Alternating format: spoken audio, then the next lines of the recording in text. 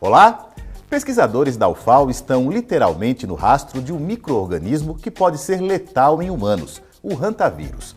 Transmitido pelas fezes e urina de ratos, ele mostra que já passou por Alagoas, o que requer a atenção das autoridades de saúde. Aqui conosco está a professora Alessandra Abel Borges, coordenadora do estudo desenvolvido pelo Laboratório de Pesquisas em Virologia e Imunologia do Instituto de Ciências Biológicas e da Saúde, da UFAL.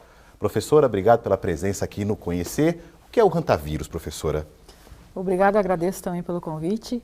Bom, o hantavírus é um vírus de roedores silvestres, né? Então é uma zoonose, a doença causada é uma zoonose, que é transmitida do animal para o ser humano, que é conhecido já na Ásia e na Europa há muitos anos, porém nas Américas é uma doença mais recente, né? Ela foi descrita em 1993, nos Estados Unidos e no Brasil, e ela é uma doença que se manifesta no ser humano, né, com um início abrupto de febre, mialgia, dores de cabeça, enfim, e aí evolui para uma insuficiência respiratória, né, com um edema pulmonar que se desenvolve nessa fase aguda da doença e que muitas vezes pode levar ao óbito do paciente.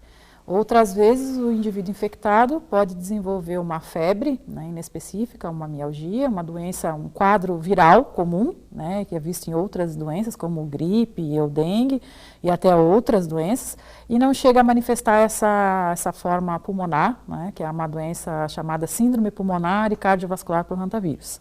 Perfeito. Agora, quando a senhora fala os roedores, não é todo e qualquer tipo de rato, não é? Não. São roedores específicos. Que roedores seriam esses, professora? Então, são roedores silvestres que estão presentes nas matas nativas, como, por exemplo, na Mata Atlântica, no Cerrado, né? E também nas plantações agrícolas. Tem nomes mais particulares, esses tipos de ratinhos, né? Existem os nomes populares e os nomes científicos, né? Então, os nomes científicos, a gente tem o Necromis lasiurus, a Oligorismus nigripes, a Codon cursor e outros. E os nomes populares são ratinho da mata, ratinho do arroz, então, o rato do rabo peludo. Então não é esse rato que as pessoas veem em casa, aquele rato doméstico. Não é nem o camundongo, aquele cinza pequenininho, exato. E nem a ratazana e nem o rato do esgoto, né, que é aquele marrom grande, ou aquele preto, que é o rato do telhado. Esses aí são ratos urbanos e que transmitem outras doenças, como a leptospirose. Agora, a hantavirose ela é uma doença associada a ratos silvestres. E por isso, a maior parte dos indivíduos que são acometidos por essa doença são trabalhadores rurais. Perfeito. Que pesquisa é essa que a senhora coordena na UFAL com relação ao hantavírus? Então, essa pesquisa começou entre 2009 e 2010, né, com o interesse de verificar se esse vírus circulava ou não aqui no estado. Até porque ainda existe informação sobre o hantavírus em Alagoas. Exatamente. Né? Então, para a Secretaria de Vigilância em Saúde, que é um órgão do Ministério da Saúde, o estado de Alagoas é um estado considerado indene da hantavirose. O que é indene? É uma área que não tem a circulação e nem o registro de casos daquela doença. É uma área de sombra. Uma área de sombra. Que é perigoso, né, professora? É perigoso. Uma área de silêncio epidemiológico, a gente fala, né? Então, na verdade, assim, não tem nenhum caso registrado, porém também não tinha sido feito um estudo para verificar se não há registro de casos, porque o vírus não está presente aqui, ou porque os casos estão acontecendo, mas não estão sendo diagnosticados.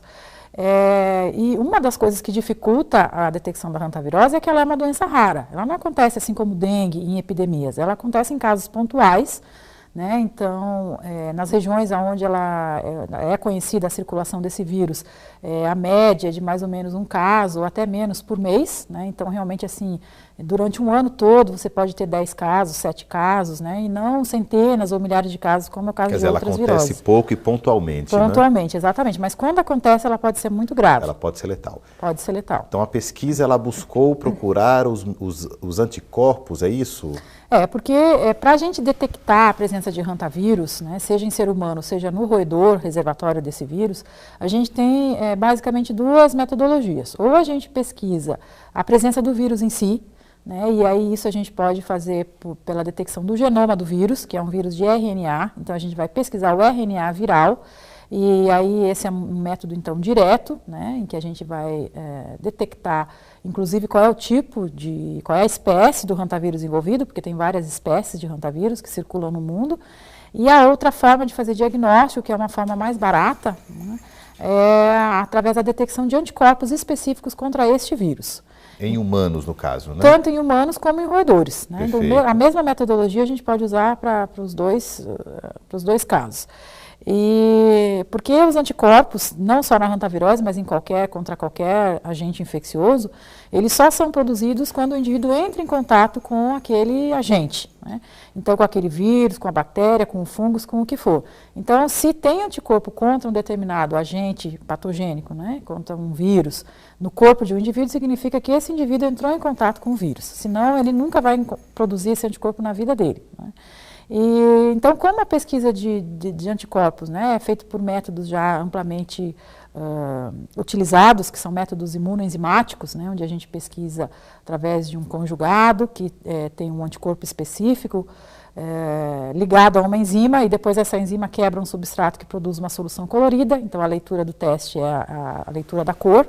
Quanto maior a cor, maior era a quantidade de anticorpo na amostra. Então, como esse teste ele é mais viável economicamente, a gente começou a pesquisa aqui em Alagoas por meio desse método que a gente chama sorológico. Isso em humanos, coletando amostras de sangue. Isso. Então, como que foi o estudo? A gente começou fazendo uma parceria com um hospital que é referência em doenças infecciosas aqui no estado de Alagoas, que é o Hospital Escola Dr. Elvio Alto, um hospital da Uncisal. Então, juntamente com os médicos infectologistas do hospital, a gente teve acesso, né, ao hospital, e aí as pessoas, então, quando dão entrada e que apresentam os critérios clínicos que se encaixam como um caso suspeito de hantavirose, segundo o que é definido pelo Ministério da Saúde, a gente aborda esses pacientes, convida a participar do estudo, né, e esses pacientes têm o sangue coletado. Isso, solicita autorização para coletar o sangue, a gente colhe o sangue e faz a pesquisa do anticorpo no sangue. Vamos fazer um pequeno intervalo, daqui a pouco a gente volta no próximo bloco, conversando um pouco mais com a professora Alessandra Bel Borges, que ela vai explicar para a gente como que é feita essa coleta de sangue e como esse estudo aconteceu na Universidade Federal de Alagoas. O Conhecer volta já, não sai daí.